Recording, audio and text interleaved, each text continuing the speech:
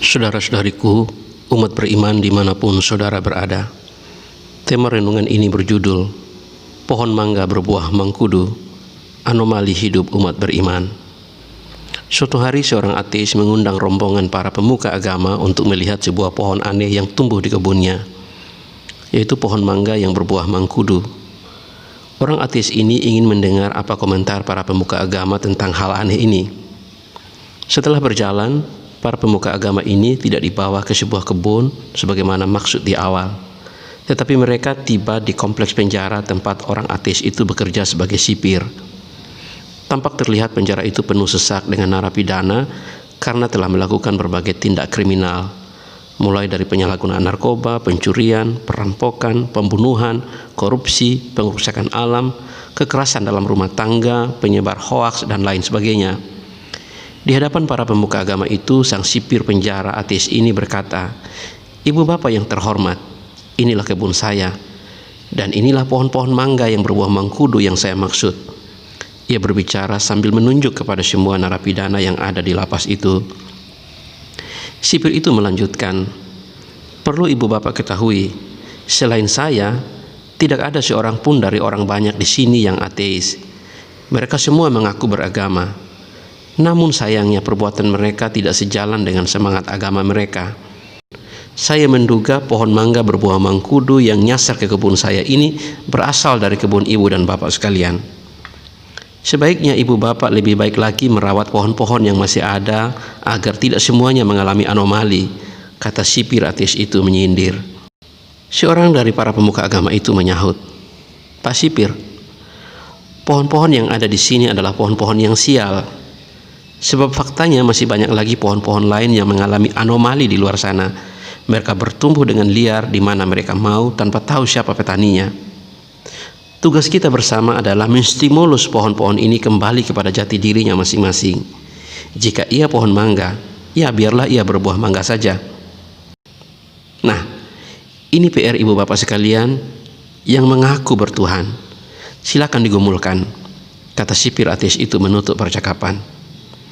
Mereka pun pulang dengan kepala yang tertunduk malu atas sindiran itu. Saudara-saudariku, kisah di atas hanyalah ilustrasi yang saya karang untuk membantu kita menangkap gambaran anomali dalam kehidupan kita umat beriman masa kini, dan juga anomali sikap beriman jemaat Allah di Korintus pada tahun 55 atau 56 Masehi ketika Paulus menulis surat 1 Korintus ini. Sama seperti kita, mereka adalah orang-orang yang telah menerima kabar baik tentang anugerah Allah di dalam Yesus Kristus. Namun perilaku mereka tiada bedanya dengan perilaku orang-orang yang belum percaya yang ada di sekitar mereka. Rasul Paulus mendengar kabar tentang anomali yang terjadi pada jemaat Allah di Korintus ketika ia sedang berada di Efesus. Paulus menulis surat 1 Korintus ini sebagai responnya atas kabar itu.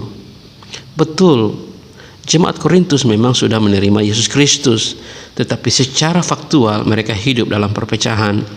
Mereka saling menonjolkan diri dan memamerkan karunia yang berbeda-beda. Mereka juga berhadapan dengan persoalan moral tentang perkawinan dan kehidupan seksual yang menyimpang dan lain sebagainya.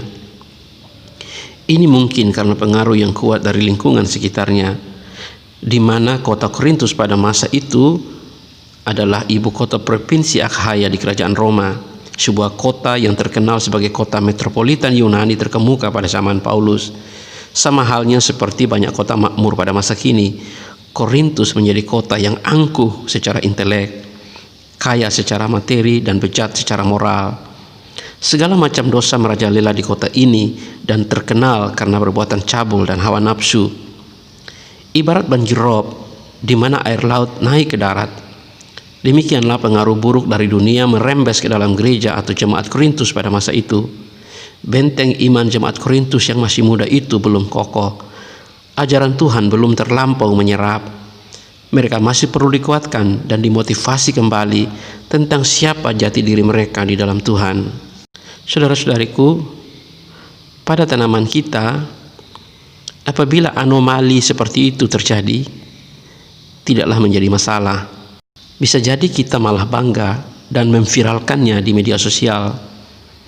Namun tidaklah demikian halnya ketika anomali itu terjadi pada hidup kita selaku umat beriman, itu adalah masalah serius.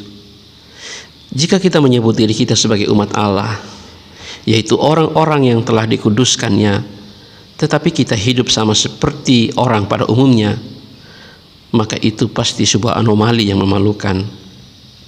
Jika kita menyebut diri sebagai orang-orang yang telah menerima kasih karunia Allah, tetapi kita hidup sombong, menindas sesama, tidak bermurah hati kepada orang lain, merusak alam lingkungan, dan lain sebagainya, maka itu adalah kemunafikan dalam hidup kita.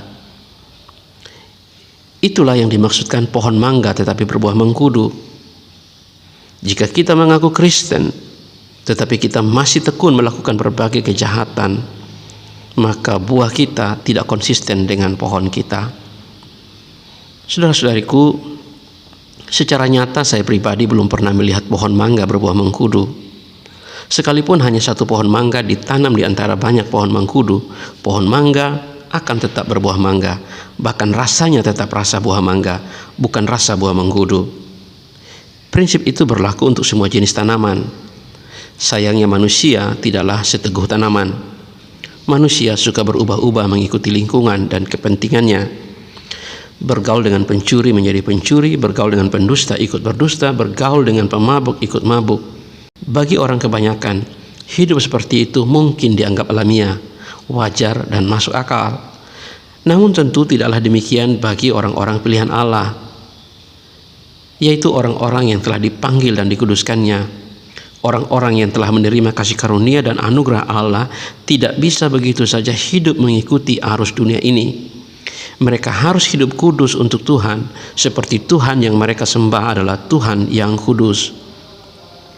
Saudara-saudariku, melalui tulisan dalam 1 Korintus 1 ayat 1-9, Rasul Paulus memotivasi dan meneguhkan kembali iman jemaat di Korintus untuk bangkit dan hidup berdasarkan jati dirinya di dalam Kristus.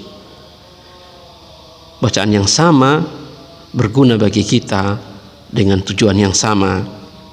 Sebab di dalam Kristus Allah telah menguduskan kita dan mereka, dan telah mengaruniakan segala karunia ilahi yang berguna untuk kehidupan rohani kita. Ibarat petani yang baik, Rasul Paulus tidak datang mencabut pohon mangganya ketika pohon itu menghasilkan buah yang anomali. Dengan lemah lembut Rasul Paulus mengarahkan umat percaya kembali kepada kebenaran rohani tentang siapa mereka atau siapa kita di dalam Tuhan. Kebenaran rohani itulah tempat di mana kita harus berdiri dengan teguh serta bertumbuh dan berbuah kembali, yaitu buah-buah kebenaran. Rasul Paulus membuka suratnya dengan salam dan penegasan atas wibawa rasuli yang diterimanya dari Tuhan, bahwa kalau ia menasihati umat itu bukan atas maunya sendiri, sebab atas kehendak Allah sajalah ia dipilih menjadi rasul Yesus Kristus. Saudara-saudariku, Rasul Paulus dalam suratnya tidak berbicara seperti kepada para berdebah dan penjahat yang akan binasa karena kompromi hidup yang mereka pertontonkan. Rasul Paulus menyapa jemaat di Korintus dan tentu kita juga dengan hormat dan penuh kasih sebagai orang-orang yang telah menerima anugerah Allah, orang-orang yang telah dikuduskan oleh Tuhan untuk suatu karya yang Allah kehendaki. Untuk itu Allah telah memperlengkapi kita dengan macam-macam karunia agar kita saling melayani, bukan menonjolkan diri. Semua itu pemberian cuma-cuma dari Allah, bukan prestasi rohani kita. Karunia Allah tidak bisa dipakai untuk prestise diri, tetapi untuk kemuliaan Tuhan dan kebaikan sesama. Saudara-saudariku, Rasul Paulus meyakinkan orang percaya bahwa mereka tidak kekurangan suatu karunia apapun. Ia menasihati kita untuk teguh dan menjaga hidup kita tidak bercacat sampai hari kedatangan Tuhan. Paulus meyakinkan kita bahwa Allah yang memanggil orang percaya ke dalam persekutuan dengan Yesus Kristus adalah Allah yang setia. Atas semua kebenaran rohani yang melimpah itu bagi orang percaya, bagi kita sekalian, Rasul Paulus menaikkan syukur dengan hati yang tulus kepada Tuhan. Katanya, Aku mengucap syukur kepada Allahku karena kamu, atas karunia Allah yang dianugerahkannya kepada kamu dalam Kristus Yesus. Sebab di dalam Dia kamu telah menjadi kaya dalam segala hal, dalam segala macam perkataan dan dalam segala macam pengetahuan. Jadi, saudara-saudariku, marilah kita juga ikut mensyukuri segala karunia yang kita terima dari Tuhan di dalam hidup ini. Intinya, selaku umat beriman yang telah dikuduskan Tuhan, penting bagi kita menerima dan menghayati anugerah Allah yang melimpah itu atas hidup kita. Itu akan menyemangati kita untuk tumbuh ke arah yang benar. Marilah kita saling melayani, bukan saling menonjolkan diri, saling mengasihi, bukan saling mendengki, saling bersatu, bukan terpecah belah. Apapun tantangan pelayanan hari ini, kita dapat menanggungnya dengan mengoperasikan semua karunia yang Tuhan sudah karuniakan kepada kita masing-masing. 1 Petrus 4 ayat 10 hingga ayat 11 mengatakan, layanilah seorang akan yang lain sesuai dengan karunia yang telah diperoleh tiap-tiap orang sebagai pengurus yang baik dari kasih karunia Allah. Jika ada orang yang berbicara, baiklah ia berbicara sebagai orang yang menyampaikan firman Allah. Jika ada orang yang melayani, baiklah ia melakukannya dengan kekuatan yang dianugerahkan Allah, supaya Allah dimuliakan dalam segala sesuatu karena Yesus Kristus. Ialah yang empunya kemuliaan dan kuasa sampai selama-lamanya. Saudara-saudariku, hanya dengan itu pohon mangga kita akan tetap berbuah mangga, sekalipun tumbuh bersama berjuta-juta pohon mangkudu. Dan kita pun tidak akan pernah dipermalukan oleh dunia ini lagi. Tuhan memberkati. Amin.